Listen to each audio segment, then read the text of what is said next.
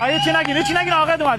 اومد کجای مرد حسابی 2 ساعته وای قولنامه موتور اینجا نزن میبرن کی میخواد ببره گردن به کلفتی عزیزم دیروز این موقع اینجا موتوری بردن چجوری بردن اینجوری سوار شده بنده خدا خب سیوچه باز کرده خب زده موتور بردن وای بار بابا بکشون وای بپوشون خانم باید دید رعایت بپوشون عروس بو تیوا میاد فوس بعد نزن حاجی نیم ساعت خودت میفهمی بسم ربی حبل باقی استاد زده هبل باقی مورد معامله یا اول دفترچه چیه چیزی نی استاد پول پیرنیان ماشین ماشینم داره دوشیزه مکرمه پاک دامن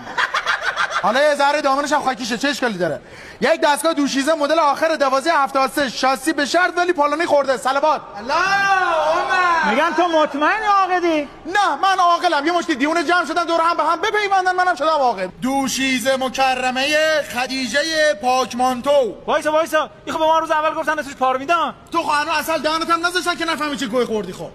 عروس آخرش مهریه چند تا بنویسم با اجازه پدرم 1300 404 تا بره بار 1000 یا وکیلم عروس رفته گل بکشه بکشه یا بیچینه جفتش همین بره جفتش رفته که گیچه 3 و 4 هم نمیکنن 2 ماه تا چرا با این انگشت زدی انگشت خودم دلم میخواد با عدل قرصی نگی با 10 سال مشتری شه گوه خورد تو هم روش آی شباش کل محلتون رو بردیم ارباب بابا تو خرقربتی بود چه کنه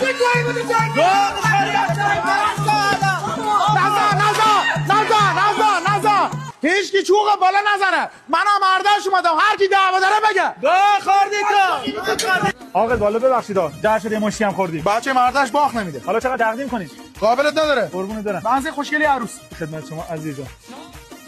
والا یه عروس که من میبینم این جیگر نصفش هم اضافه این پرشمانم برای تو ما هرون خور نیست خدا خیر بده